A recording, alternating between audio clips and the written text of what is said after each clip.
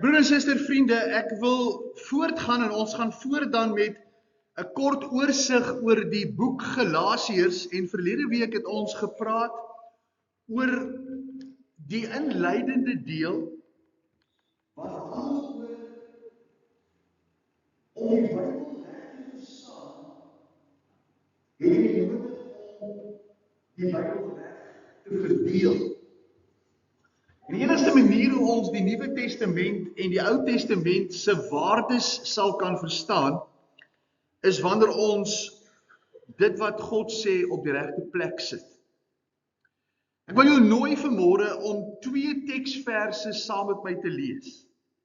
Handelinge hoofstuk 3 vers 21 en Romeine hoofstuk 16 vers 25. Net 2 verse, en ek wil hê jy moet let op wat Petrus in Handelinge 2 sê en wat Paulus in Romeine 16 sê.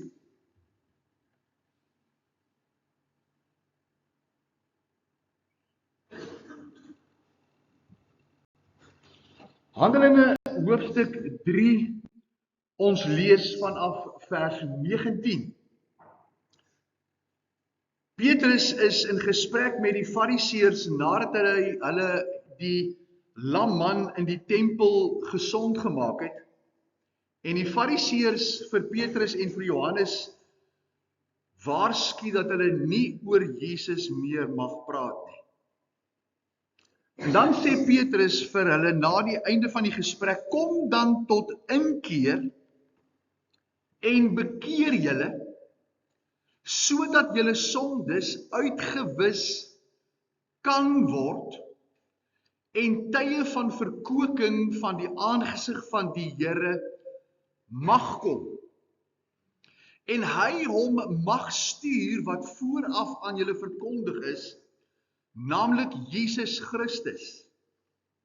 Hom wat die hemele moet ontvang, tot op die tye van die wederoprigting van alle dinge, waarvan God van ouds af gespreek het, deur die mond van al sy heilige profete.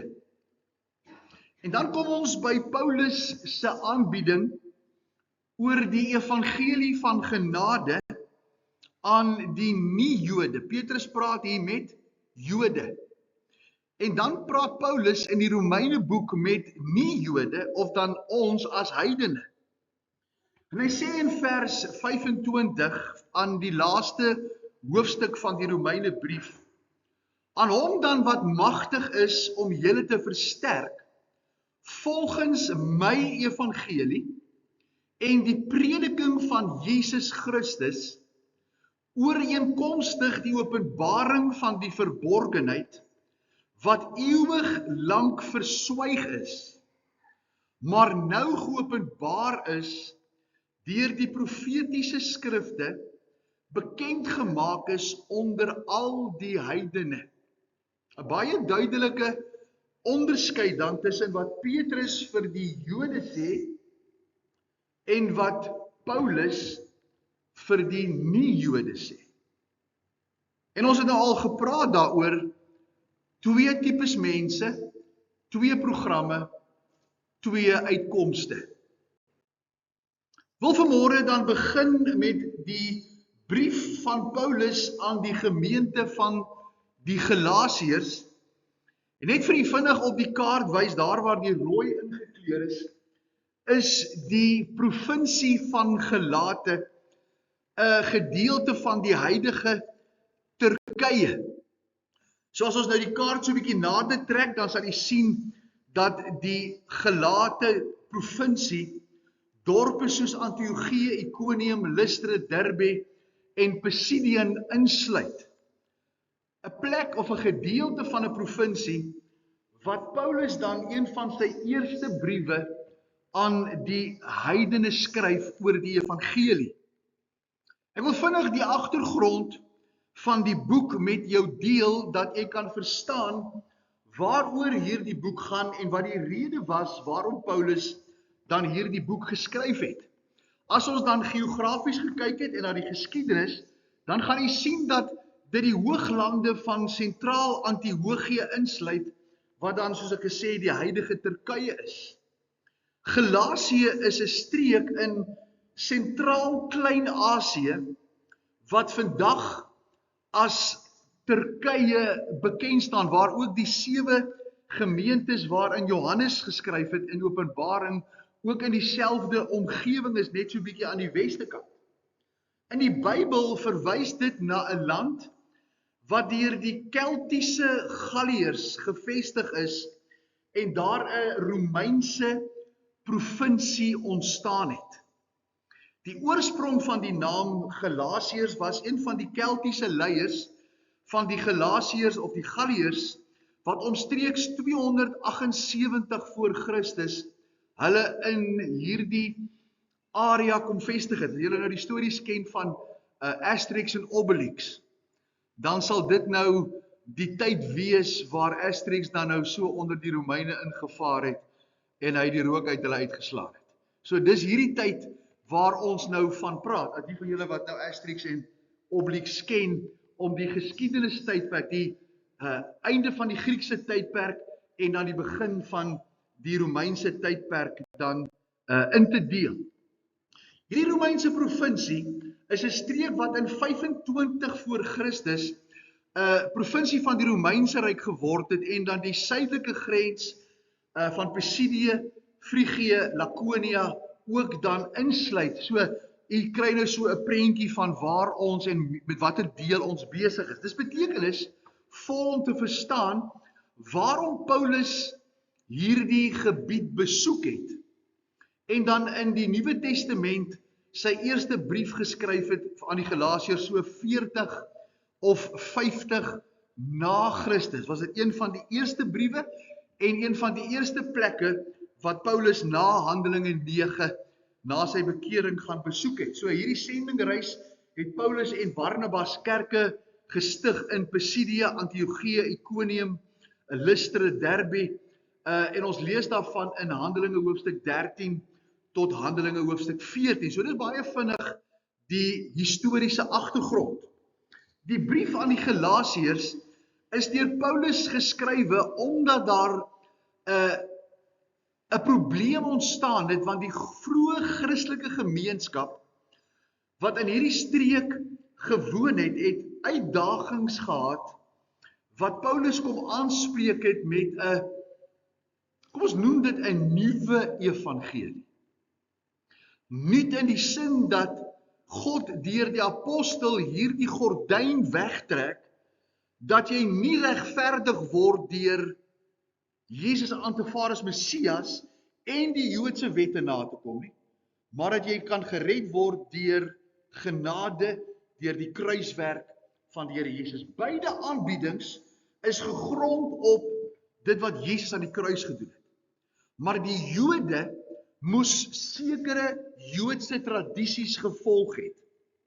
Want u sal onthou, toe ons nou gelees het in Handelinge 3 vers 21, het hy gesê dat hulle moet hulle bekeer, tot inkeer kom tot vergifnis van hulle sondes. En die Jode het ook dan deur die Messias te aanvaar, moes hulle gedoop word, om dan as uiterlike teken Jesus as die Messias te aanvaar. So hierdie gemeenskap het hierdie uitdagings gehad, en Paulus het dan hierdie brief geskryf ter verdediging teen diegene wat nie Joodse bekeerlinge aangemoedig het en gedwing het om ook die Joodse wette te volg. En nou kan ons vanmôre vir mekaar sê, maar dis nou jare terug, ons volg nie meer Joodse wette nie. Maar ek dink as jy vanmôre na die normale denominasie kyk, dan is daar baie min kerke wat hulle saligheid koppel aan Jesus en Jesus alleen. Jy sal ouens skryf wat vir jou sê dat jy is reg met God as jy die Sabbat hou. Ander ouens sal vir jou sê dat jou kind word gedoop sodat hy deel kan word van die verbondsgenade en dan 'n deel kan word van God se uitverkore kinders. Daar's ander wat sê dat jy sekere ander dinge moet doen om seker te wees dat jou saak met God reg is. En dis presies waarom Paulus hierdie brief geskryf het.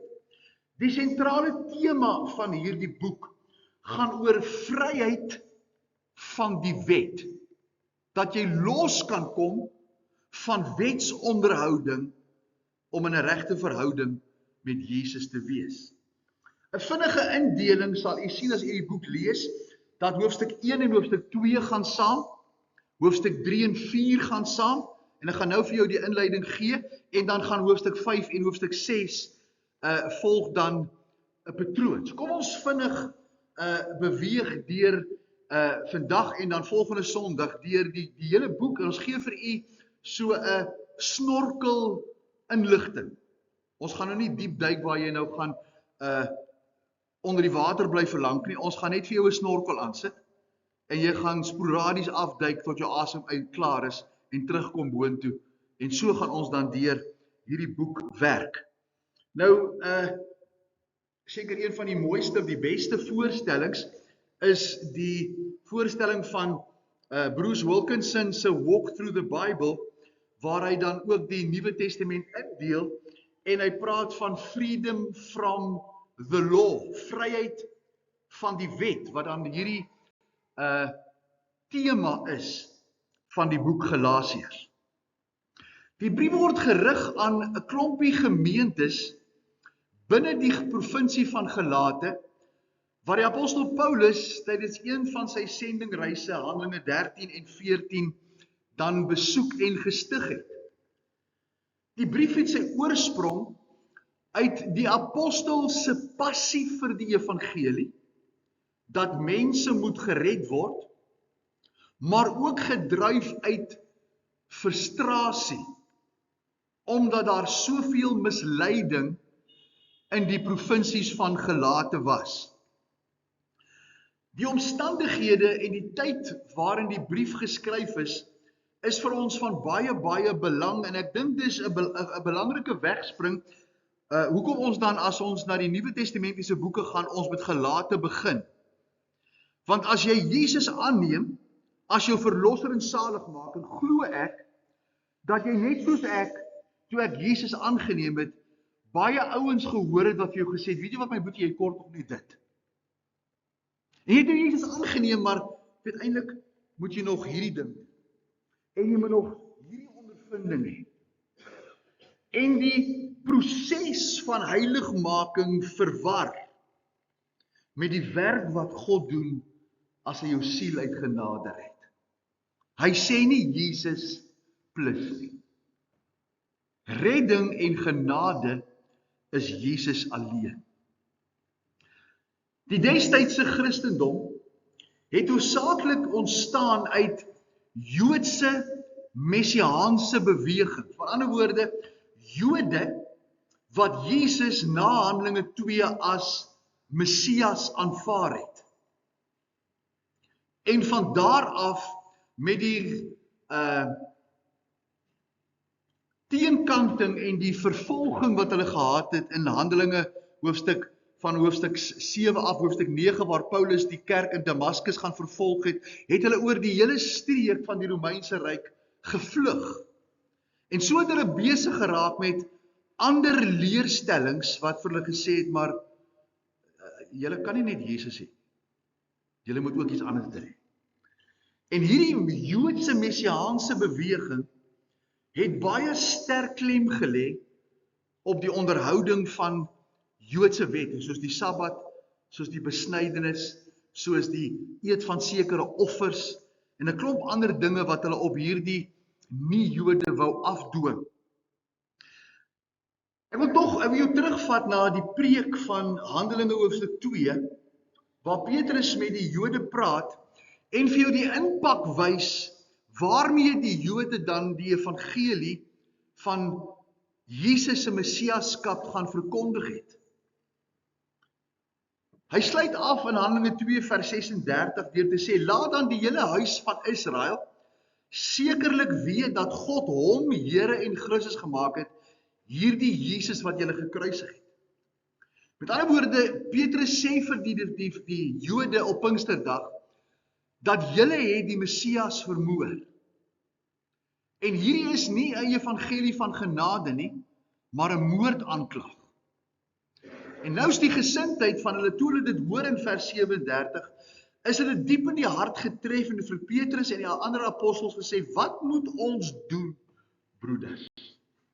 Is dit nou vir ons verlore, dat ons Jesus as Messias verwerp het? Is Israel se genade nou verby? En dan antwoord Petrus hulle in Handelinge 2 vers 38 en 39, en kyk mooi wat hy sê. Hy praat met Jode op Pinksterdag.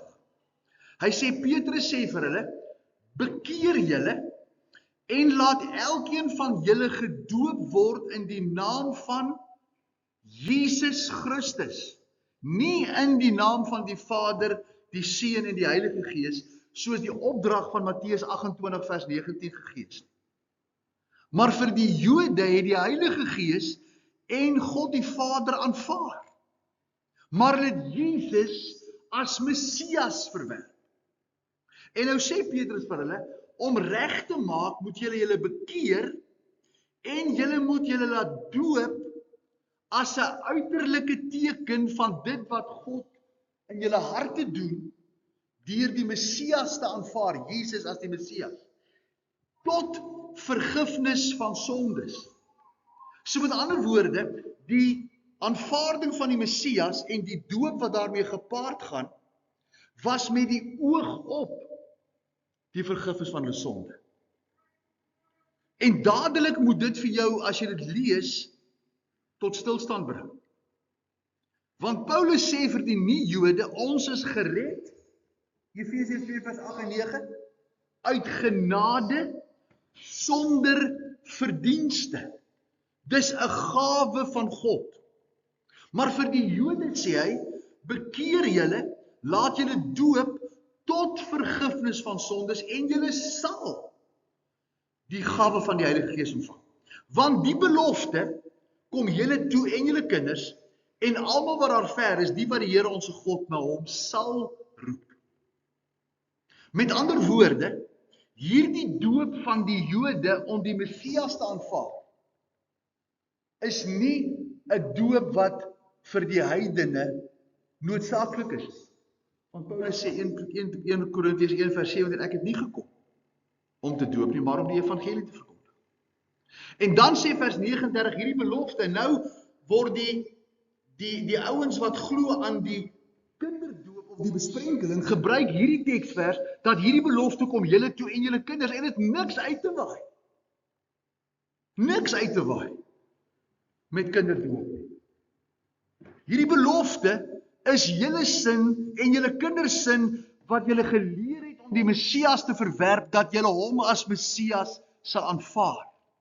Dis die impak van die boodskap van Petrus op Pinksterdag.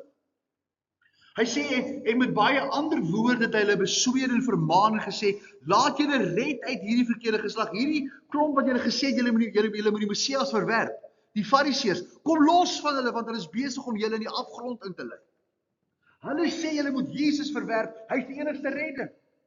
Kom los van hierdie verkeerde geslag. En nou vers 41. Die wat toe sy woorde met blydskap aangeneem het, is gedoop. En daar is op die dag omtrent 3000 siele toegebring. Nou sal die ouens wat glo, dis hoekom ek sê die woord moet reg gesny word. Nou ouens wat sê dat die Nuwe Testamentiese kerk, ons as kinders van die Here, sou ontstaan is op Pinksterdag. Daar staan, daar is omtrent 3000 siele toegebring of bygevoeg by die reeds bestaande messiaanse kerk wat Jesus as Messias aanvaar het. Dis nie die begin van die Nuwe Testamentiese kerk of die boodskap aan die heidene nie, want Paulus kom eers in Handelinge 9 tot bekering. En die Here roep hom vir die heidene.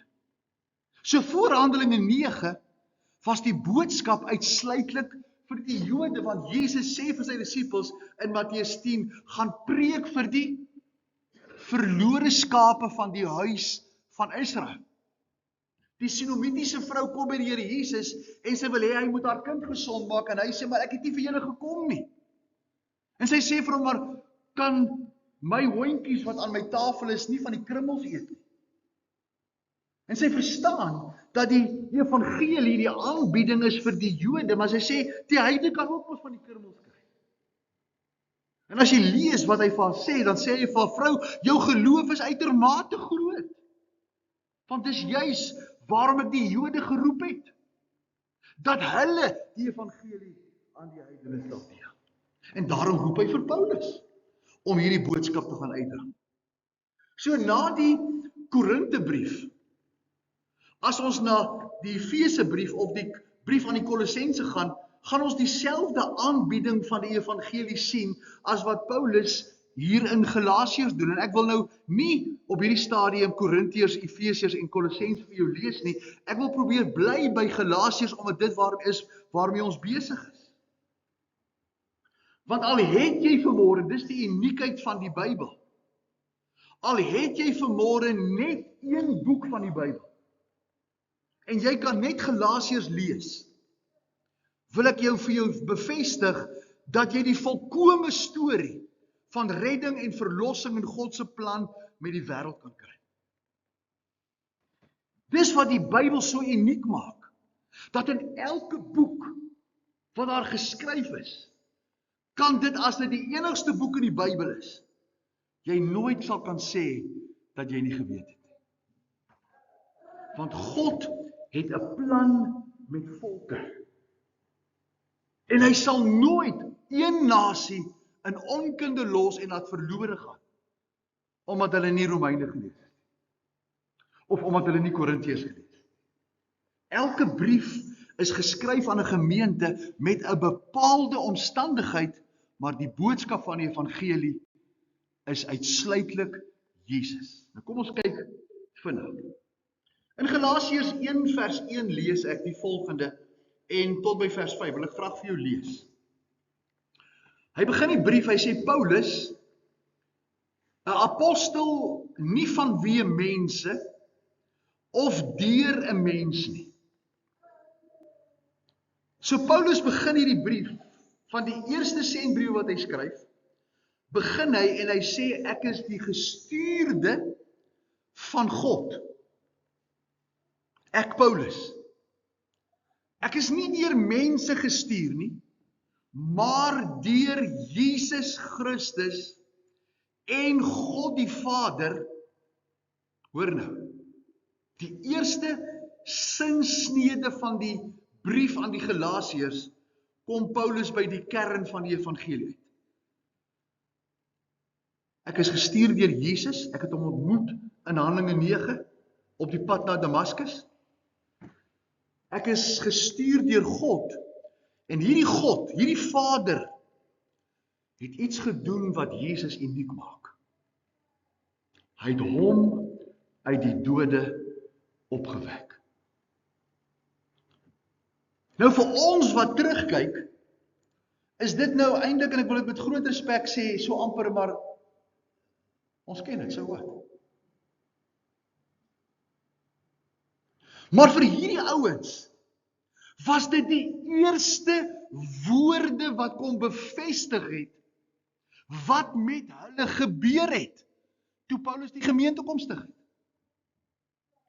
Hy het na hulle toe gekom met die boodskap, ek is die gestuurde, wat Jesus as die opgestane oorwinnaar verkondig. Hy is jou uitkoms. En moet asseblief nie, my liewe vriende, moet asseblief nie in die struikval van dit waar hierdie ouens ingeval het, en soos wat ons nou vandag en volgende week gaan vorder, gaan jy dit sien. Moet asseblief nie in die struikval dat mense vir jou lieg en sê jy het iets nodig saam met Jesus nie. Moet asseblief nie glo as hulle vir jou sê dat die kruis van Jesus, sy sterwe, sy begrafnis, sy opstanding en sy lewende verskyning om homself te openbaar nie goed genoeg is.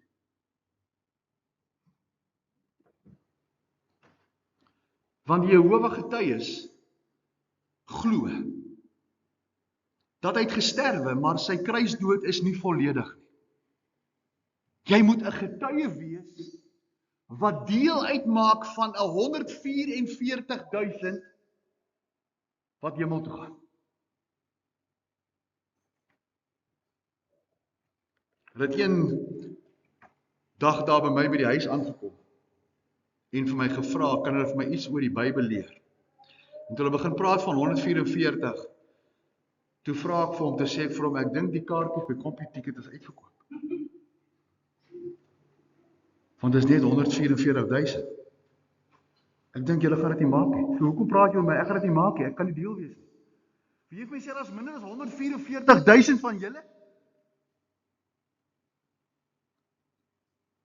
En het sy Bybel toegemaak en het uitgestap. So met ander woorde, wat sê ek vir jou? Jesus is genoeg. En Paulus sê vir hierdie gemeente, God het hom uit die dode opgewek. En al die broeders wat by my is, aan die gemeentes van Galate, genade vir julle en vrede van God die Vader en ons Here Jesus Christus.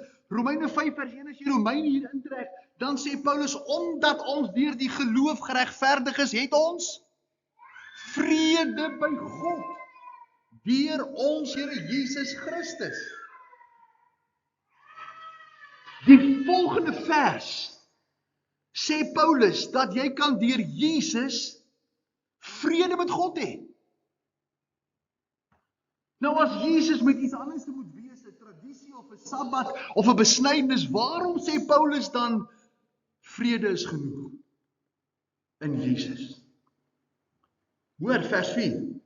Evangelie wat homself gegee het vir ons sondes, sodat hy ons kan uitred uit die teenswoordige bose wêreld volgens die wil van ons God die Vader, aan wie die heerlikheid toekom in alle ewigheid. So die eerste klompie verse het Paulus nou al by 2 keer Jesus as die enigste verlosser aangebied. En die doel dat hy kom sterf het. En as jy nou nie 2 Korintiërs 5 vers 17 en 21 in jou Bybel gehad het nie, sou jy hier verstaan het dat hy vir die Korinthe gemeente sê, God het hom wat geen sonde geken het, die sonde gemaak, sodat ons kan word die geregtigheid van God in hom. Want hy is vir ons sondes gegee, om ons te red, uit hierdie bose wêreld. Ek en jy staan skuldig, om hel toe te gaan en te betaal vir my sondes. Jesus sê, ek het in jou plek kom sterf. Ek het gesterf vir jou sonde, dat ek jou kan uitred uit hierdie bose wêreld, omdat dit my evangelie aanbieding is. Vers 6, ek verwonder my, sê hy, dat julle so gou afvallig word van hom wat julle deur die genade van Christus geroep het na 'n ander evangelie toe. Sien jy, hier spreek hy sy frustrasie uit in vers 6. Hy sê, ek kan nie glo dat julle tussen my besoek en nou so vinnig 'n ander pad gekies het. Om die genade van Christus een kant toe te skuif. Afvallig raak beteken om jou rug te draai en jou saligheid op iets anders te soek. Want die klomp wat gekom het om die gelate mense te kom besoek het vir hulle gesê, julle moet ook besny word. Julle moet ook die Sabbat onderhou. Julle moet ook dit hê, julle moet ook dit doen. En Paulus sê, ek kan nie glo dat julle die genade een kant toe skuif en julle saligheid op 'n ander plek soek. 'n Ander evangelie. Nie die regte nie, maar 'n ander evangelie. Terwyl daar geen ander is nie. Behalwe dat daar sommige mense is wat julle in die war bring en die evangelie van Christus wil verdraai. Ons moet op 'n verskoning maak vir ouens wat vir jou preek en vir jou sê dat daar is Jesus plus goed. Paulus sê, hulle bring jou in die war, deur vir jou 'n ander evangelie te bring, en die evangelie van Christus wil anders maak. Maar, vers 8, al sou daar 'n engel uit die hemel, want jy kry mos hierdie ouens wat op die televisie spreek, op hierdie groot magtige kerke in Amerika met hulle 6000 lidmate wat daar sit, dat hulle vir hulle sê, weet jy wat, ons kan nie julle oordeel oor sonde nie, want ons almal is sondaars, ek wil vir jou net good luck bring. Die liefde van Jesus is so groot, ja, dit is so groot, maar sy geregtigheid is nie so groot. En sy geregtigheid sê, die loon van jou sonde is die dood. Hy sê, al kom daar 'n engel uit die hemel uit, al praat hierdie ou met engelstemme, al kom vertel hy vir jou, hy's 'n gestuurde van God, hy's 'n duiwel. Al sou 'n engel van die Here uit die hemel kom en julle 'n evangelie verkondig wat in stryd is met wat ons julle verkondig het, laat hom 'n vervloeking wees.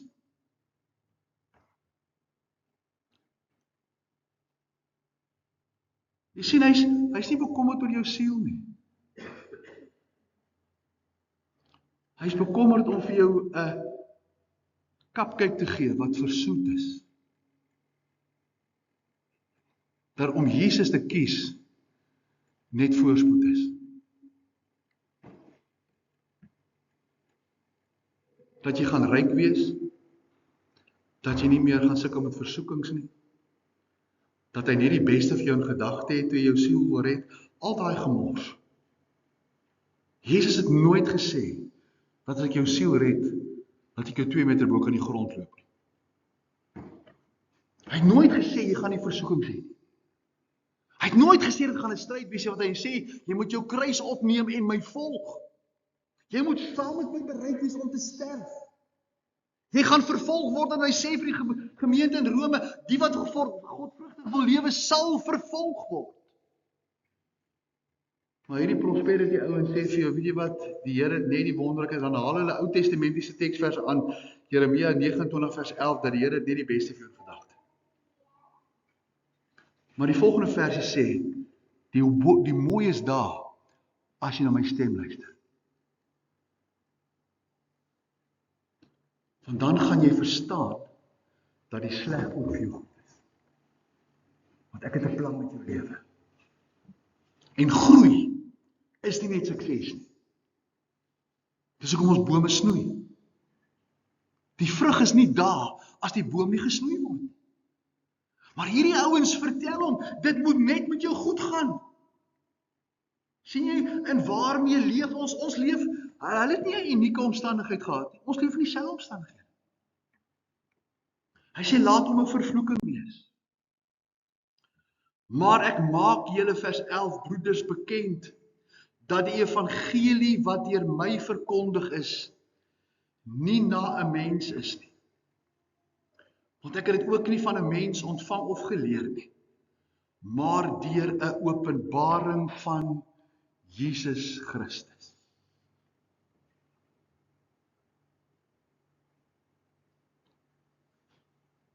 Ons sê altyd, ag, dit sou so wonderlik gewees het. Ek sê dit met groot respek. Ons dink altyd dit sou so wonderlik gewees het as ons saam met Jesus op die aarde kon geloop het. Daar was duisende wat hom verwerp het terwyl hy op die aarde was. Maar God roep 'n man. En God sê, ek stuur hom nie uit 'n kerkkweekskool uit nie. Ek rus hom nie toe omdat hy Bybelkennis het nie. Ek openbaar myself aan hom. En dis wat Paulus in Handelinge 9 ontdek het. Hy ontmoet die Christus van die hemel. Hy ontmoet die God van hemel en aarde. En daai God sê vir hom, ek het 'n boodskap vir jou. Gaan deel dit met mense. En daai boodskap is, ek het gesterf. Ek is begrawe. Ek het opgestaan. En ek het my lewend aan mense geopenbaar. Dis die evangelie. 'n Openbaring van Jesus Christus.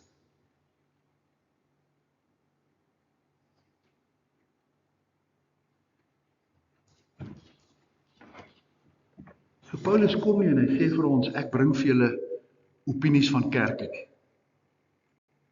Ek bring vir jou Jesus Christus. En dis wat jy nodig het. Hy gaan in die tweede hoofstuk van Galasiërs in. En hy sê, ek is met Christus gekruisig. Ek leef nie meer nie. Maar Christus leef in my. En wat ek nou lewe in hierdie vleeslike liggaam, leef ek op geen ander manier as my geloof in die Seun van God te plaas, wat my lief gehad het, so lief, dat hy homself vir my gegee het.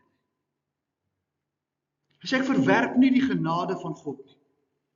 Want as daar geregtigheid deur die wet is, dan het Christus te vergeefs gesterf.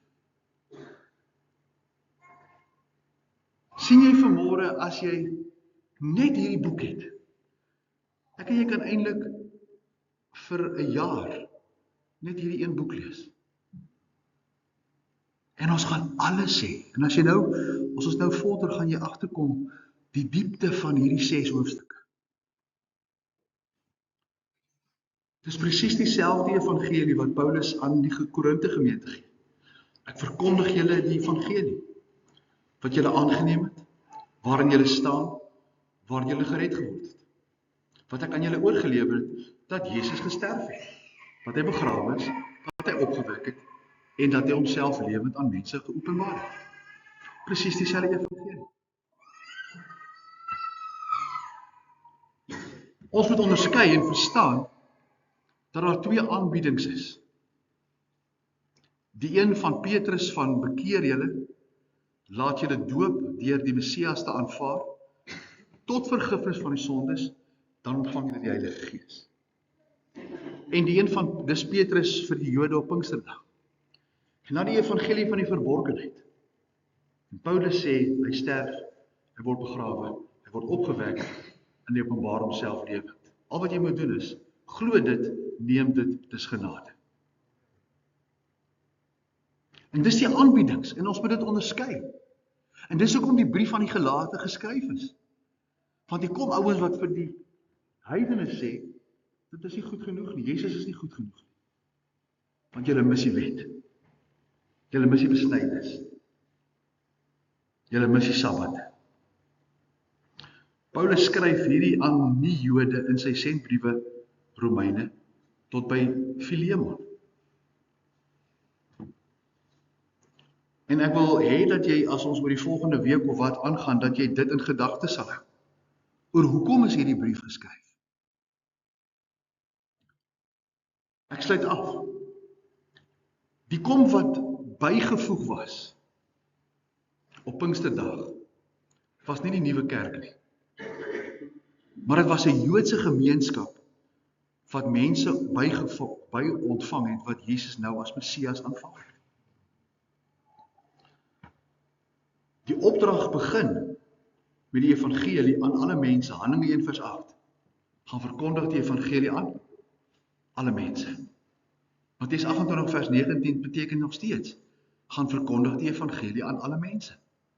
Dis die basis van die opdrag. En gaan wat maak die Jode nou? Hulle bly nie by die evangelie nie. Hulle gaan sê vir mense, ons wil vir julle Jesus aanbied. Ons wil ook vir julle die wet aanbied.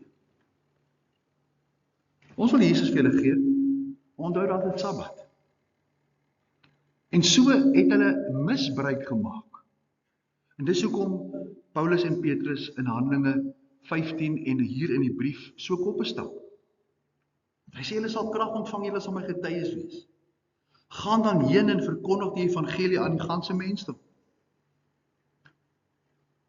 Baie gou het hierdie gelowiges, wat uit Jode bestaan het, net soveel Jode as nie Jode nie, het hulle met hierdie manipulasie gekom, van dat Jesus is nie genoeg nie. En ek kan nie genoeg klem lê in die tyd waarin ons lewe nie. My liewe vriende, Jesus is genoeg. Net so vinnig soos wat die uitbreiding van die kerk plaasgevind het daar twis en debatte ontstaan oor die wat mense sê verwagtings is om te onderhou. Dit het uitgeloop op die groot debat van Handelinge 15, waar Petrus hulle en Paulus hulle ontmoet het. En daar het hulle besluit, hierdie groep is vir die Jode, hierdie groep is vir die heidene. Paulus gaan praat jy met die heidene, Petrus, ons praat met die Jode. En hulle sluit af en hulle sê, ons gaan nie ekstra goed op Paulus lê, dat Paulus die Jode moet doop, of die nie-Jode moet doop, of die nie-Jode moet besny, of die nie-Jode die Sabbat moet hou. Maar baie vinnig daarna besef die duiwel, en ek wil hê jy moet die duiwel raak sien. Onmiddellik besef die duiwel na Handelinge 15, ek het moeilikheid. Daar sit mense in gelate wat nie mislei is nie. Ek moet hulle gaan mislei. En wie stuur ek? Ek stuur nie die duiwel self en die demone nie. Ek stuur kerkmense. Ek stuur mense wat die gesig van die kerk het. Want hulle gaan nie die duiwel se gesig aanvaar nie. Ek stuur vir julle kerkmense om julle te mislei. Die eerste volgelinge het uit hierdie Jode bestaan wat streng wette en seremonies gehad het. Hulle was, soos ek sê, verplig om besny te word. Hulle was verplig om reg te eet. Hulle was verplig gewees om die Sabbat te onderhou.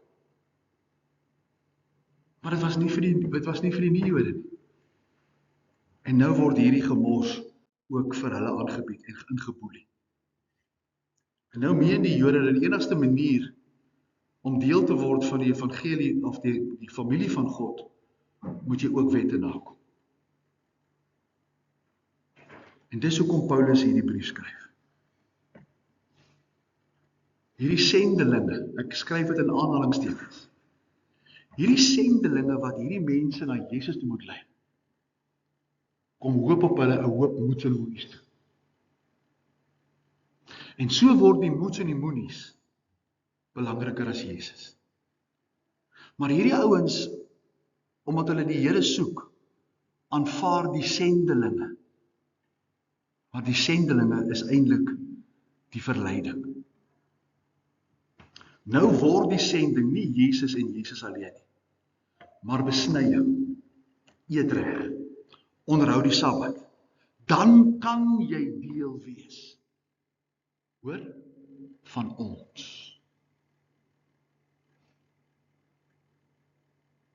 Nie jy kan deel wees van Jesus nie.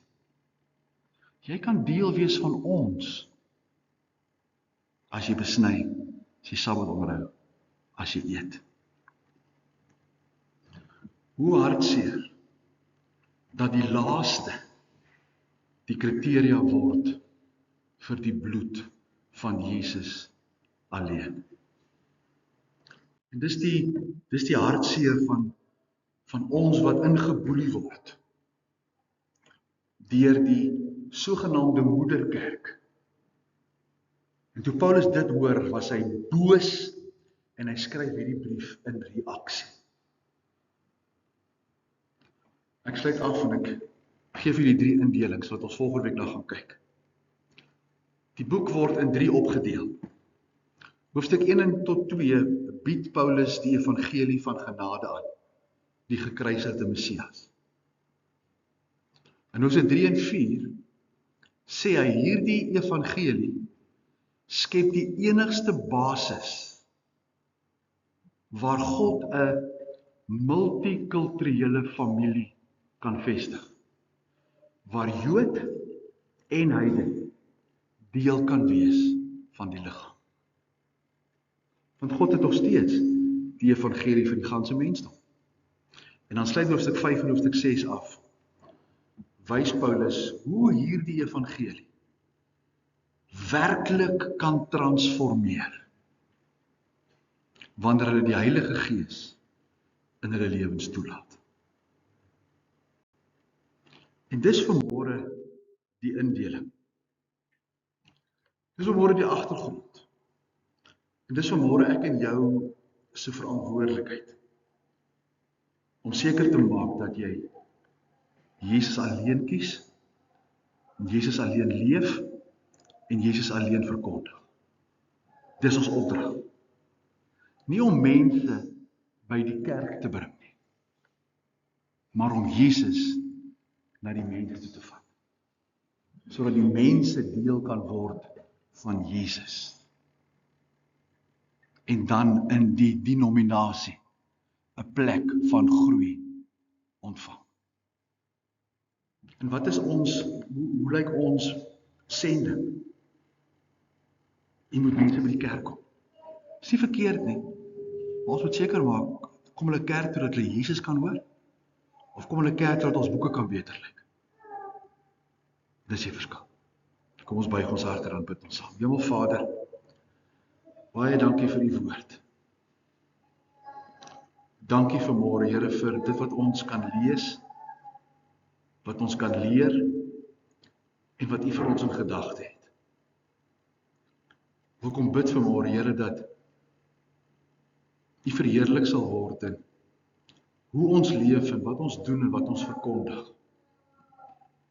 En dat ons sal tevrede wees met Jesus en Jesus alleen. Dus dankie vir die woord. Ons aanbid U in Jesus se naam. Amen.